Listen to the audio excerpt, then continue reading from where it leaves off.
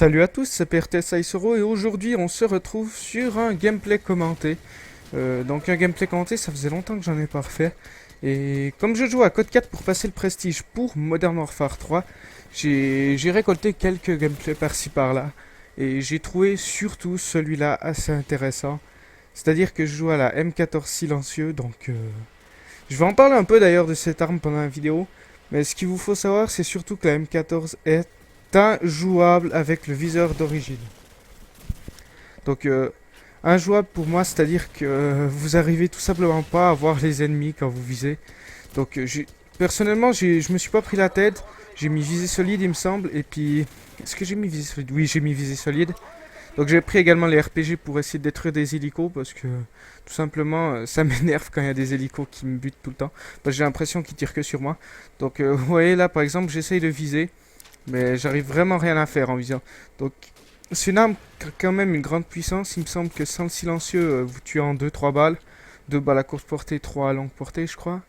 Et je vous conseillerais pas de mettre le silencieux comme j'ai fait. Parce que j'ai eu, on va dire, pas vraiment de la chance, mais les ennemis étaient pas franchement super contre nous. Donc moi, en général, je mets plutôt un viseur laser quand je veux jouer avec cette arme. Et ça va beaucoup mieux tout simplement que j'arrive à voir les ennemis quand je vise. Et sinon, comme je l'ai fait là, vous tirez en no-scope. Donc bon, alors du code 4, on va parler un petit peu de code 4 parce que c'est, on va dire, pas important, mais on va avoir dans Modern Warfare 3 des récompenses pour ceux qui ont joué au jeu comme code 4, code 5, Modern Warfare 2 et Black Ops. C'est-à-dire que, comme vous savez, il y aura un Prestige Shop, donc un magasin de prestige, et vous aurez un point de prestige chaque fois que vous le passerez dans Modern Warfare 3 et vous pourrez débloquer des choses. Il y a 2 heures de double XP, donc 2 heures en jeu de double XP, du double XP pour les niveaux des armes, parce que les armes ont 32 niveaux chacune. Au niveau 32 de chaque arme, vous débloquez le camouflage en or pour cette arme. Bon, ça je pense que vous devez le savoir.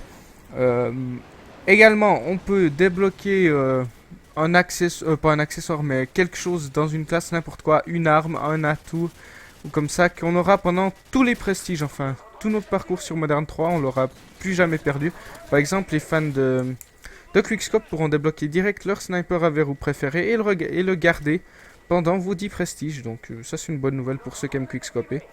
On a également des packs, on va dire, les packs Harden des vétérans, dans lesquels il y aura des titres et des emblèmes, et normalement également des défis supplémentaires. Et également, je sais qu'il y a une option quand on est Prestige 10 pour repartir à zéro en effaçant tous nos stats en utilisant le dernier point de prestige. Donc voilà.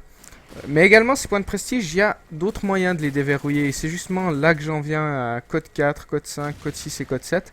Si vous avez minimum passé une fois le prestige dans n'importe lequel de ces jeux, vous gagnez directement un point. Donc un point pour ce jeu.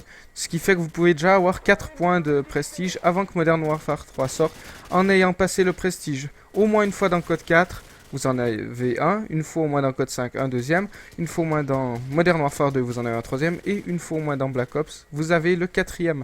Et personnellement, si je devais choisir une tactique pour XP rapidement, ce serait tout simplement de prendre dès que possible les packages vétérans et Harden pour avoir plus de défis, et pourquoi pas utiliser les autres pour... ah oui, j'ai oublié, on peut les utiliser pour des classes supplémentaires qui seront vraiment un point tactique beaucoup plus je vais dire important, mais je veux dire ce sera plus efficace plutôt que dans les précédents Call of Duty, car avoir une classe supplémentaire dans les précédents Call of, ça servait, ouais, c'était utile quoi, vous aviez pas à chaque fois besoin de refaire votre classe. Mais là, étant donné que vous pourrez assigner vos séries de killstreak à une classe en particulier, les classes supplémentaires deviendront vraiment très importantes, car vous pourrez avoir besoin de tout simplement d'avoir 2 fois la même classe avec des killstreaks différents. Et donc là, avoir des classes supplémentaires, ça fera vraiment pas de mal à mon avis. Donc ça, pour moi, c'est la tactique. Si quelqu'un ne veut pas passer le prestige, prendre les titres et emblèmes, ça peut être un moyen de passer le temps également. Mais vous pouvez également prendre un sniper à verrou dès le début, comme je l'ai dit. Je pense pas le faire personnellement, car je suis pas un très bon quickscoper. Même, je vais même dire que je suis très mauvais, parce que c'est le cas.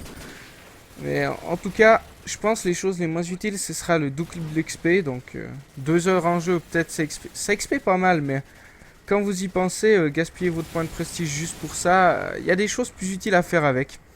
Le double XP pour les armes, même chose, parce que voilà, si vous arrivez à tuer des ennemis pardon, si vous arrivez à tuer des ennemis normalement, je vois pas l'utilité de prendre celui-là, puisque tout simplement, ça vous raccourcira un peu les choses, mais en même temps, vous passerez à côté soit d'une classe supplémentaire qui sera permanent, ou alors de titres et d'emblèmes et des défis qui eux aussi seront permanents, ou également d'une arme que vous aurez pendant vos 10 prestiges. Donc après, si vous comptez pas passer le prestige, débloquer justement n'importe quelle arme ou atout servira vraiment pas à grand chose. Et donc on est déjà à la fin du gameplay. C'est un gameplay assez court, mais j'ai fait un 16-2 avec 3 assists et à la M14 silencieux, ce qui est pour moi un bon score. Donc j'espère que vous aurez aimé ce gameplay et on se retrouve pour une prochaine vidéo. Allez, à toutes, bye bye.